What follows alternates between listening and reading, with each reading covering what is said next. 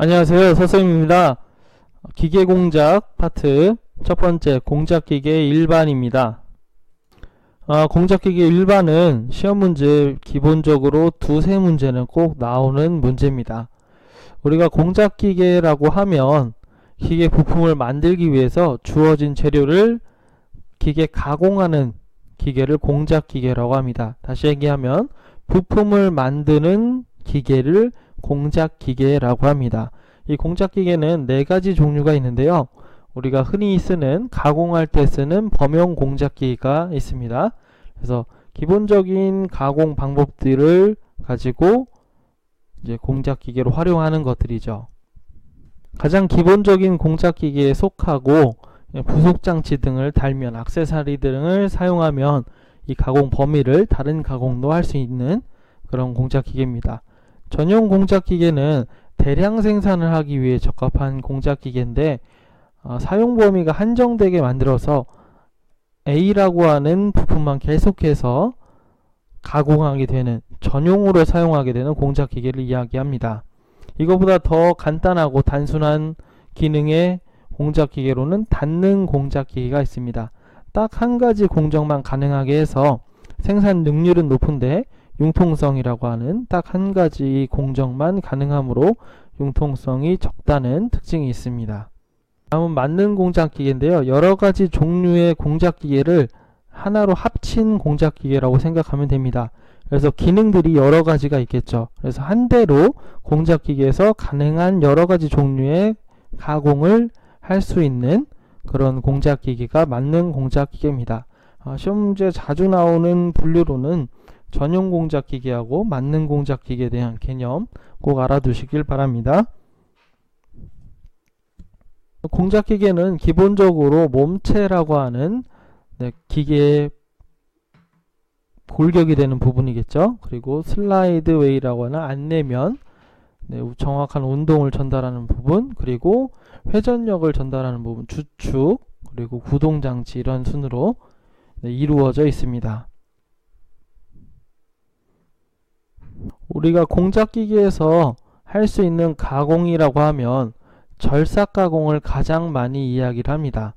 어떠한 금속 재료에서 이렇게 직육면체로 생긴 금속 재료에서 절삭 공구로 이렇게 깎아내어서 일정한 내가 원하는 형상을 만드는 가공 방법이 바로 절삭 가공인데요. 이런 절삭 가공은 우리가 나무를 톱으로 자를 때와 비슷하다고 생각하면 됩니다. 톱으로 자르면 나무에서 톱밥이 나오게 되죠. 이걸 금속으로 생각하면 금속을 자르게 되면 금속 부스러기가 이렇게 나오게 되겠죠. 금속 부스러기가. 이 부스러기를 우리는 칩이라고 합니다. 금속 부스러기를 칩이라고 합니다. 절삭으로 나오는 금속 부스러기를 칩이라고 하고, 이런 칩의 종류의 형태가 매우 중요합니다. 절삭 조건에 따라서 이 칩의 종류가 달라질 수가 있으므로 꼭 암기해 두시길 바랍니다. 시험 문제에 자주 출제가 됩니다. 그 중에서 절삭 조건이 완벽하게 이루어졌을 때 유동형 칩이 일어납니다. 연속형 칩이라고도 하는데요. 그래서 절삭 공구로 적절한 절삭 조건에 맞춰서 공작물을 가공할 때 이 유동형 칩이 발생하게 되면서 절삭이 이루어지는 것이죠. 그 다음 전단형 칩은 연속형 칩하고 비슷하긴 한데 칩이 원활하게 빠져나오지 못해서 전단이 일어나서 톱니 모양으로 생기는 칩입니다. 이 그림에 보시는 바와 같이 이렇게 톱니 모양으로 칩이 나오게 됩니다. 열단형 칩은 연성이 큰 재료, 점성이 큰 재료를 절삭할 때 많이 발생하게 되는데요. 칩이 절삭 공구에 달라붙어서 칩이 원활하게 빠져나오지 못하게 돼서 표면이 거칠어지는 그런 칩을 만들게 됩니다. 그로 인해서 가공면이 불량해지고 진동이 발생하게 되겠죠. 기계 자체예요. 그리고 균열형 칩은 주철과 같이 취성이 큰 재료를 저속으로 절삭할 때 칩이 균열, 깨지면서 칩이 발생하는 것을 균열형 칩이라고 합니다. 이것도 열단형 칩과 같이 다듬질 면이 거친 절삭이 되면서 면이 좋지 않은 그런 특징을 보입니다. 자주 나오는 것은 유동형 칩이 가장 자주 나오겠죠.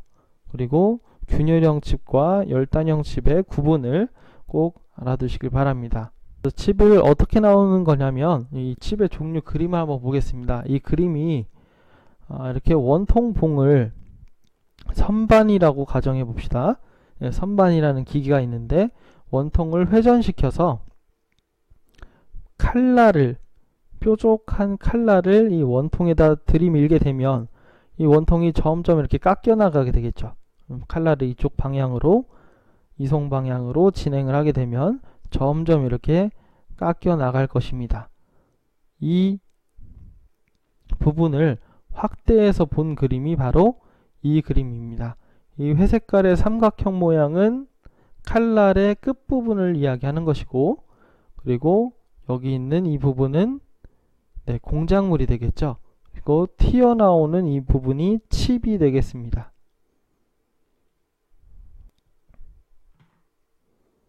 좀 더 자세하게 그려보면 우리가 정면에서 이렇게 보도록 하겠습니다. 원통 봉을 이렇게 정면, 단면 모양에서 보고 옆에 이렇게 뾰족하게 생긴 바이트를 들이민다고 하면 이쪽으로 이송을 주겠죠. 그럼 얘가 들어가면 들어갈수록 칩이 이렇게 깎여져서 나오겠죠. 빨간색 칩이 이렇게 깎여져서 나올 것입니다. 사과 깎듯이요. 이렇게 이루어집니다. 이게 바로 절삭의 기본 원리이고요. 이렇게 이루어지면 결국에는 이 공구하고 공작물하고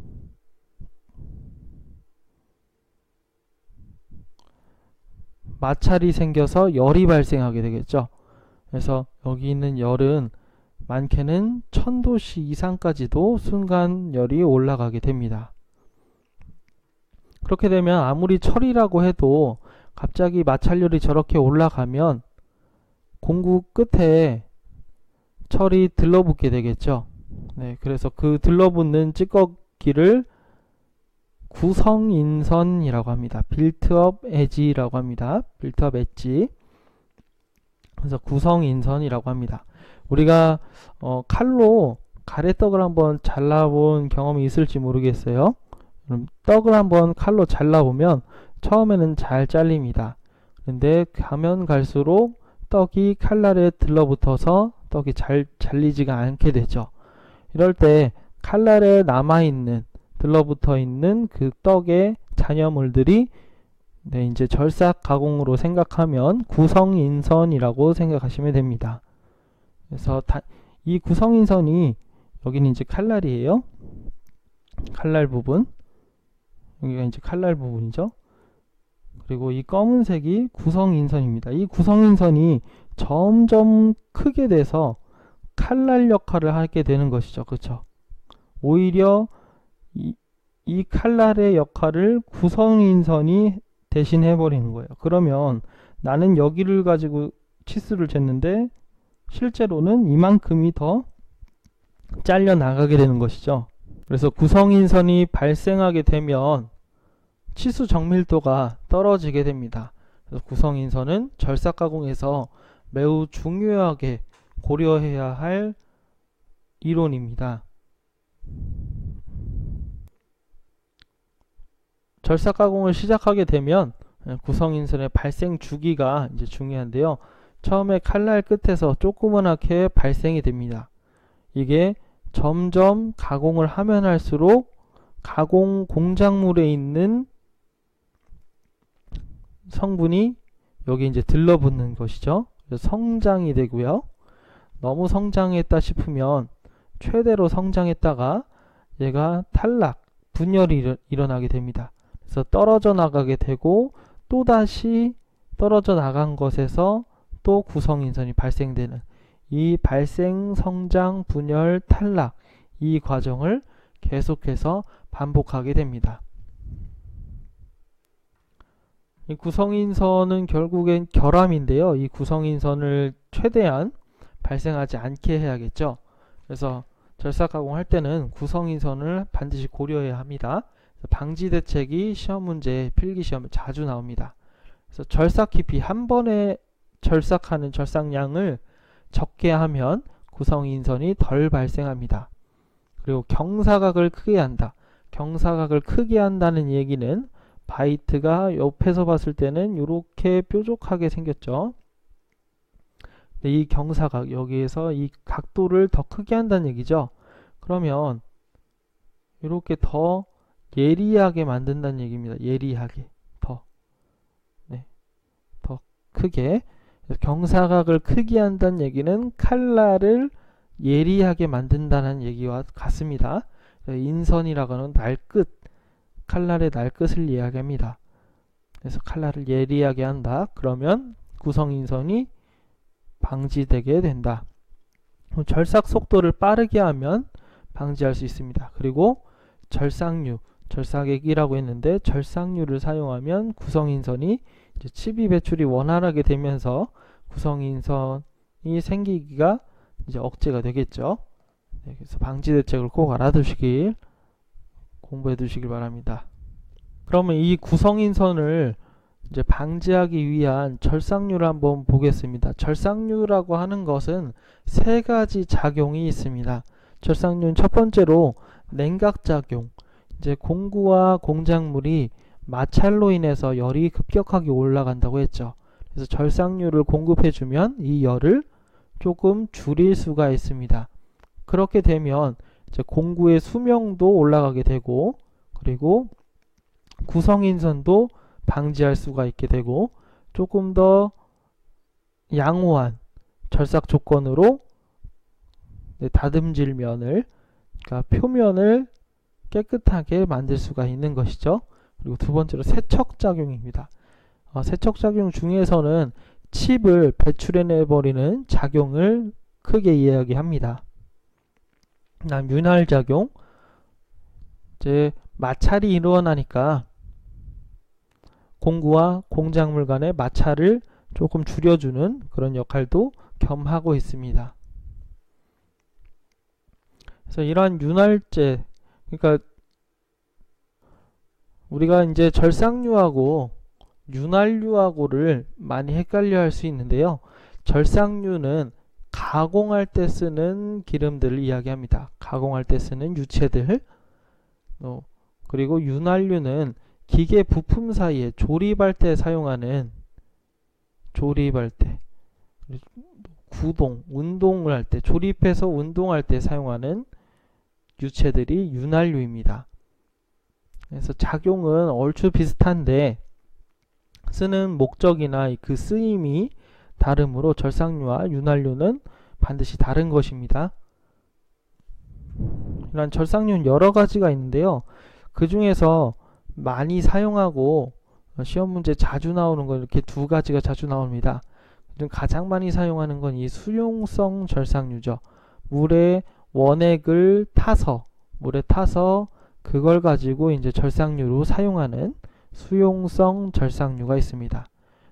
기름이긴 한데 물에 녹여서 사용하는, 혼합해서 사용하는 그런 절삭류입니다. 점성이 낮고 비열이 커서 냉각 효과가 큰 특징이 있습니다. 그래서 고속절삭이나 연삭, 가공액으로 많이 사용합니다. 일반적으로 많이 사용하는 수용성 절삭유입니다. 그리고 광유가 있는데요. 일반적으로 우리가 알고 있는 기름이라고 생각하면 됩니다. 경유나 머신오일, 엔진오일 이런 것들이죠. 그래서 합성유인데 윤활성은 좋으나 냉각성이 조금 적은 그런 특징이 있고, 그래서 경절삭, 가벼운 절삭 가공에 많이 사용을 하게 됩니다. 그래서 절삭류의 사용 목적을 꼭 보실 필요가 있습니다. 사용 목적은 절삭유의 작용과 거의 관련이 깊습니다. 그래서 공구의 날끝을 냉각시켜서 공구의 경도 저하를 방지시킨다. 열이 높아지면 모든 재료가 다 그렇듯이 열이 높아지게 되면 경도 강도가 줄어들게 되죠. 그 상태에서 가공이 일어나게 되면 당연히 공구 날 끝이 무뎌질 수밖에 없습니다. 이러한 것을 방지하기 위해서 절삭류를 공급해 주는 것이죠. 그리고 가공물을 냉각시켜서 열을 또 내려준다. 마모를 줄이고 윤활 또는 세척작용을 한다. 아까 절삭류의 작용과 거의 비슷하죠. 칩을 씻어준다. 세척작용이죠. 네, 이렇게 해서 사용 목적도 같이 관련해서 꼭 알아두시길 바랍니다. 다음은 윤활유입니다. 윤활유. 아까 윤활유와 절삭유의 차이를 알려드렸는데요. 이 윤활 방법의 종류가 있습니다. 3가지 정도가 있는데 시험 문제에는 거진 안 나오지만 참고적으로 알아두시면 좋겠습니다. 우리가 A라고 하는 부품과 B라고 하는 부품 이렇게 있는데 이 사이에 기름을 이렇게 덮었어요. 그럼 유막이라고 해서 기름막이 이렇게 생기게 됩니다. 이 기름막으로 인해서 마찰을 줄여주게 되고 이제 윤활이라고 하는 부드러운 움직임이 생기는 것이죠. 이러한 가장 완벽한 상태를 유체 윤활이라고 하고요. 완전 윤활이라고도 합니다. 그래서 균형을 이루면서 이렇게 조립과 또는 구동이 이루어지게 되는 그런 상태를 이야기하고 이 상태에서 하중 힘을 작용해서 막 쓰게 되면 경계윤활로 이제 바뀌게 됩니다. 그래서 하중이 증가하거나 온도가 상승해서 이 점도 유막이 깨지게 돼서 이제 얘가 유체가 윤활유가 정확한 윤활을 할 수 없게 되는 그 경계선에 있을 때가 경계윤활입니다. 경계윤활입니다. 이 경계윤활보다 더 증가해서 마찰 온도가 높아지면 유막이 하중을 지탱하지 못하고 파괴돼서 A와 B가 그냥 다 맞닥뜨리게 되는, 그때부터는 A나 B 둘 중에 경도가 낮은 부품이 점점 갈리게 되겠죠. 그렇죠? 그때는 진짜 마찰이 일어나는 것이겠죠. 그때는 극압윤활이라고 합니다. 시험 문제는 많이 나오진 않는데 참고적으로 말씀드렸습니다. 시험 문제에는 이 윤활제의 급유 방법, 윤활유를 공급하는 방법에 이 종류들이 나옵니다. 그래서 핸드급유법은 작업자가 직접 손으로 이제 윤활유 통을 들어서 기계 저장 장치에 집어넣는다든지 이런 핸드급유법이 있습니다. 그 다음 분무급유법, 액체 상태의 기름을 압축공기름에 의해서 분무시켜서 급유하는 방법. 담금급유법, 마찰이 일어나는 부분을 윤활유 안에 이렇게 담궈지게 해서 급유시키는 방법. 강제급유법, 순환 펌프를 이용해서 강제로 급유하는 방법. 적하급유법, 마찰면이 넓거나 시동횟수가 많을 때 사용하는 방법. 그리고 오일링 급유법, 이렇게 해서 한 6가지 정도를 종류와 특징들을 간단하게 알아두시면 되겠습니다. 이렇게 해서 공작기계에 사용하는 기본적인 이론하고 공작기계의 개요, 그리고 구성인선 이런 것들, 그리고 절삭유와 윤활유의 차이 이런 것들을 한번 알아봤습니다. 오늘 배운 내용과 관련해서 기출문제를 이렇게 뽑아봤습니다. 기출문제를 확인하시고 꼭 관련 지어서 한 번씩 풀어보시길 바랍니다. 감사합니다.